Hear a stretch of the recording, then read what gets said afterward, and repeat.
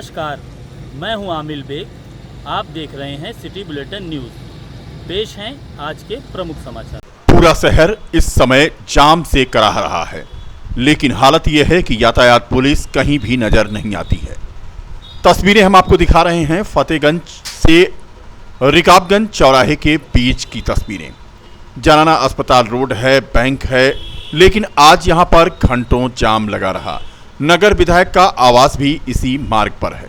लोग जाम में आज फंसे रहे और परेशान होते रहे, लेकिन ना तो यातायात पुलिस यहां पहुंची और ना ही स्थानीय पुलिस ने जाम से निजात दिलाने के लिए कोई जहमत उठाई। बता दें कि रिकाबगंज से फतेहगंज मार्ग पर आए दिन जाम लगता है। हालत यह हो जाती है कि रेंग रेंग कर यहां पर ट्रैफिक आगे बढ़ता है, चाहे वो ट्रैक्टर वाले हों या ई रिक्शा वाले हों, सभी इस मार्ग पर इस तरह से हावी हो जाते हैं। और बेतरतीबी का आलम यह होता है कि अगर दोपहिया वाहन भी आप निकालना चाहें तो नहीं निकाल सकते। फिलहाल यातायात पुलिस को इस व्यवस्था को देखना होगा।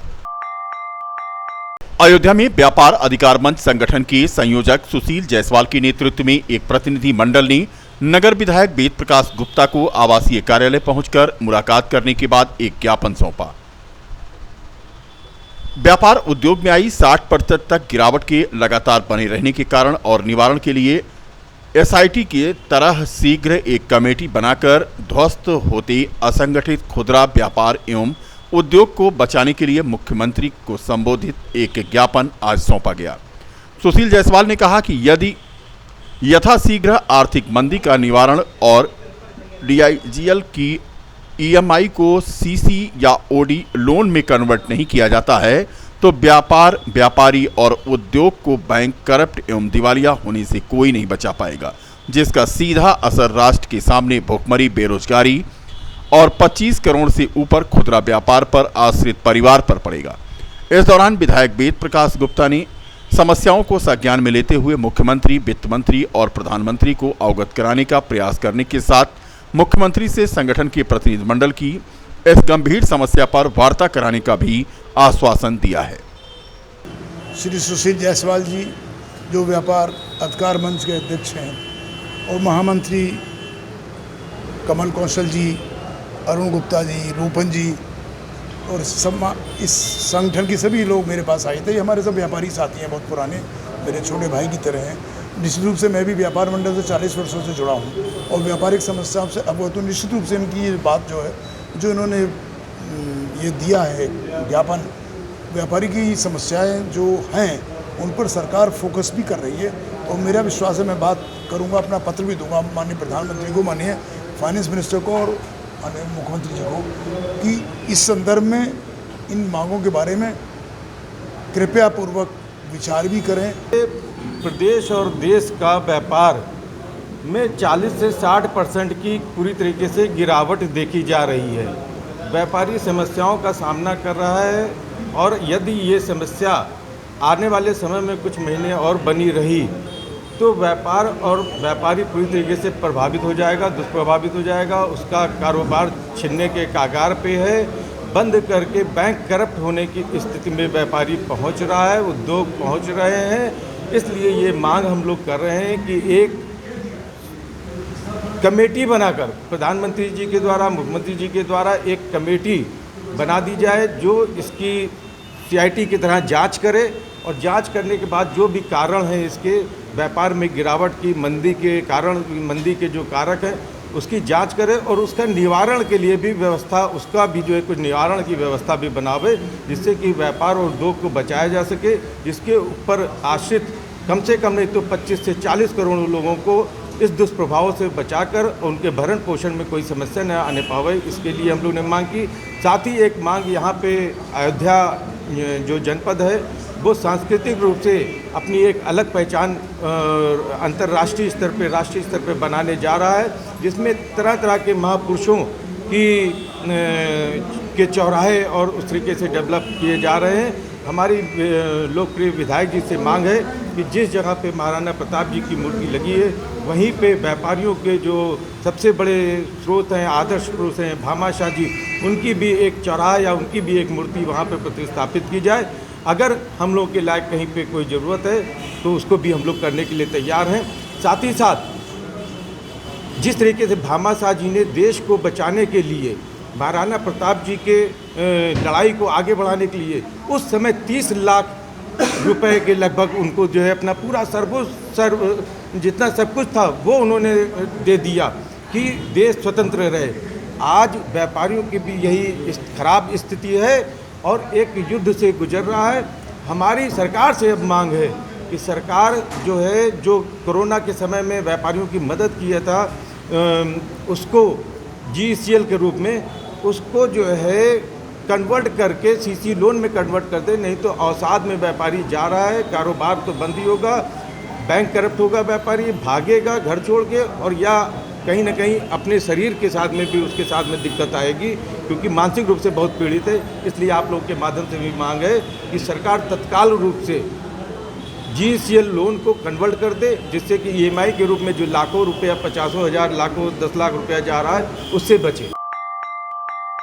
यात्री सुविधा समिति की चेयरमैन और रेलवे के उच्चाधिकारी आज अयोध्या पहुंचे, जहां उन्होंने स्टेशनों का निरीक्षण कर जानकारी ली। समिति के चेयरमैन PK कृष्णा दास तथा रेलवे के उच्च अधिकारी आज अयोध्या स्टेशन पहुंचे। वेटिंग रूम, शौचालय तथा रेलवे स्टेशन पर बनी कैंटीन तथा यात्रियों की सुविधाओं के बारे में जानकारी ली। मीडिया से बात करते हुए उन्होंने कहा कि प्रधानमंत्री मोदी का ड्रीम प्रोजेक्ट है कि अयोध्या रेलवे स्टेशन सबसे खूबसूरत हो। रेलवे स्टेशन का जायजा लेने आज वह आए हैं। उन्होंने कहा कि निरीक्षण में उन्होंने सब कुछ सही पाया है। उन्होंने यात्रियों से भी बात की और टिकट घर पहुंचकर टिकट घर का निरीक्षण किया। निरीक्षण करने के बाद वह दिल्ली वापस लौट गए। यात्री सुविधा समिति के चेयरमैन PK कृष्णा दास के आने की खबर से अयोध्या कैंट रेलवे स्टेशन और अयोध्या रेलवे स्टेशन को बिल्कुल चुस्त और दुरुस्त रखा गया था। सफाई भी बेहतर नजर आ रही थी। कृष्णा दास ने प्लेटफार्म नंबर 1 और प्लेटफार्म नंबर 3 का निरीक्षण करने के बाद संतुष्टि जताई। Shri Narendra Modi ji. So during our inspection, we could see some shortcomings also. So ADRM, senior DCM, other higher officials with us. So we will discuss with them in short period. At the earliest, the shortcomings will be rectified. प्रदेश को सूखाग्रस्त घोषित करने की मांग को लेकर Samajwadi party धरना प्रदर्शन करेगी। यह धरना प्रदर्शन आगामी 25 अगस्त को शहर के गांधी पार्क में सपा विधायक और पूर्व कैबिनेट मंत्री अवधेश प्रसाद के नेतृत्व में संपन्न होगा।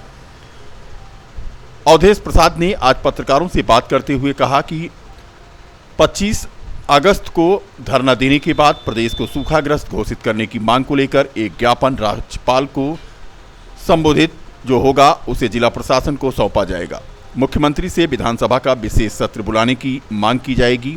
प्रदेश में सूखे की स्थिति को लेकर चर्चा और समस्याओं को लेकर विशेष सत्र बुलाने की मांग की जाएगी। बता दें कि जनपद में धारा 144 लागू है। ऐसे में 25 अगस्त को शहर के गांधी पार्क में सपा के इस धरने का क्या होगा, ये तो आने वाला वक्त बताएगा। किसान बहुत संकट में है। बरसात नहीं हुई है और जो हुई ना के बराबर हुई है। किसानों की फसल मुश्किल से 30% भी धान की रोपाई नहीं हो पाई, और जो धान की रोपाई हो पाई है वो भी किसान जो है सांडों से, छुट्टा जानवरों से नहीं बचा पा रहा है। तो और ऐसी स्थिति में जब प्रदेश में सूखा पड़ा है तो राज्य के नलकूप, पूरे प्रदेश की बात तो मैं नहीं कर रहा हूँ, फैजाबाद में 80 और 85% राज्य के नलकूप बंद पड़े हैं। ट्रांसफार्मर 80-85% जले हुए हैं। महीने 2-2 महीने के हैं। लोग इतना करते हैं लेकिन आज तक नहीं मिलेंगे। और यही नहीं, अगर किसी का बिजली का बिल बकाया है 100-200 रुपया 400, तो उनके कनेक्शन काटे जा रहे हैं और वसूली की जा रही है। तो इन्हीं भारतीय किसान यूनियन की मासिक पंचायत आज तिकोनिया पार्क में संपन्न हो गई। पूर्व महिला जिलाध्यक्ष सुमन पांडे के नेतृत्व में यह पंचायत हुई, जिसमें पंचायत का संचालन जिला प्रभारी रामजन्म वर्मा ने किया। पंचायत में 12 सूत्रीय एक ज्ञापन सिटी मजिस्ट्रेट को सौंपा गया तथा सभी समस्याओं का निराकरण करने का आश्वासन उन्होंने दिया। मांग की गई कि उत्तर प्रदेश को सूखाग्रस्त घोषित किया जाए, किसानों का सिंचाई का विद्युत बिल माफ किया जाए, छुट्टा जानवरों को गौशाला पहुंचाया जाए और नहरों में पानी हेड से टेल तक पहुंचाया जाए। शहर के तिकोनिया पार्क में संयुक्त मोर्चा के पदाधिकारियों ने अपनी मांगों को लेकर आज धरना प्रदर्शन किया। भारत मुक्ति मोर्चा, बहुजन मुक्ति मोर्चा, राष्ट्रीय किसान मोर्चा सहित कई दलों के कार्यकर्ता इस प्रदर्शन में शामिल थे। सभी दलों ने अनुच्छेद 19 मौलिक अधिकार के हनन को लेकर धरना प्रदर्शन किया। संयुक्त मोर्चा की अध्यक्षता कर रहे बहुजन मुक्ति मोर्चा के प्रदेश अध्यक्ष रामधारी सिंह दिनकर ने बताया कि कल कानपुर नगर में वामसेप का राज्य अधिवेशन होना था, लेकिन धारा 144 बताकर पुलिस ने कार्यक्रम को निरस्त करवा दिया, जबकि संविधान के आर्टिकल 19 में शांतिपूर्ण ढंग से सभा और सम्मेलन करने का सभी को मौलिक अधिकार है। पिछड़ा वर्ग मोर्चा के जिलाध्यक्ष ने भी संबोधन किया। कमरे में अपना कार्यक्रम करते थे, कमरे में हमारे कार्यक्रम के लिए परमिशन की भी जरूरत नहीं होती थी, लेकिन अब हम अपने कमरे में भी, हाल में भी हम अपनी बात को नहीं कह सकते। इस तरह का प्रतिबंध लगाया गया और हमारे कार्यक्रम को स्थगित कर दिया गया और रोक दिया गया कि आपको करने नहीं दिया जाएगा। राम मंदिर निर्माण कार्य की प्रगति को लेकर चल रही 2 दिवसीय बैठक रविवार की शाम सर्किट हाउस में समाप्त हो गई। यह बैठक राम मंदिर निर्माण समिति और राम जन्मभूमि तीर्थ क्षेत्र ट्रस्ट की अहम बैठक थी। इस बैठक में राम मंदिर निर्माण के कार्य की प्रगति को लेकर निर्माण कार्य में लगी टाटा कंसल्टेंसी और लार्सन एंड टूब्रो के इंजीनियरों ने भी अपनी प्रगति रिपोर्ट रखी। बैठक में सबसे महत्वपूर्ण बात यह रही कि अब तक दान स्वरूप जो भी सोना और चांदी धातुएं रामलला को अर्पित की गई हैं, उनको कैसे सुरक्षित रखा जाए, साथ ही उनका मूल्यांकन कैसे कराया जाए। भारत सरकार की सबसे विश्वसनीय कंपनी मिंट से वार्ता हुई है। इस बैठक में मिंट के अधिकारी भी शामिल हुए। हालांकि अभी कोई निर्णय नहीं हो पाया, लेकिन धातुओं को गलाने को लेकर के महत्वपूर्ण चर्चा जरूर हुई। इस संबंध में जानकारी देते हुए राम जन्मभूमि तीर्थ क्षेत्र ट्रस्ट के महासचिव चंपत राय का कहना है कि राम मंदिर निर्माण कार्य बहुत तेजी से चल रहा है। इसके लिए प्लिंथ का निर्माण कार्य पूरा हो चुका है। उसके ऊपर राजस्थान के बंसी पहाड़पुर के पिंक स्टोन पत्थरों को लगाए जाने का कार्य शुरू हो चुका है। साथ ही परकोटा निर्माण के लिए रिटेनिंग वॉल बनना शुरू हो गई है। राम मंदिर निर्माण समिति की बैठक में इस बात की भी चर्चा हुई कि परकोटा में हजारों की संख्या में श्रद्धालु जब रामलला की परिक्रमा करेंगे तो उनको किसी तरह से बरसात आदि में दिक्कत न हो, इस पर चर्चा हुई। इसके अलावा राम मंदिर के 70 एकड़ भूमि में महज 5 एकड़ भूमि में ही राम मंदिर निर्माण कार्य हो रहा है। ज्यादातर भूमि ग्रीन बेल्ट के रूप में देखी जाए, उस पर भी चर्चा हुई। अभी परकोटा बनना है, तो परकोटे की डिटेलिंग हुई कुछ, अभी परकोटे का काम शुरू नहीं हुआ है। परकोटा बन जाएगा तो सड़कें कहाँ को बनेंगी, हरियाली कहाँ होगी, लैंडस्केपिंग में ये पार्क आप दिख रहे हैं, तो इसमें घास, पत्ती, फूल, ये सॉफ्ट वर्क है, सड़कों का हार्ड वर्क है। तो लैंडस्केपिंग पर चर्चा हुई। जिन्होंने लैंडस्केपिंग के काम को करना था या जिनसे किया जाना है वो आए, उन्होंने अपनी सब बातें बताई।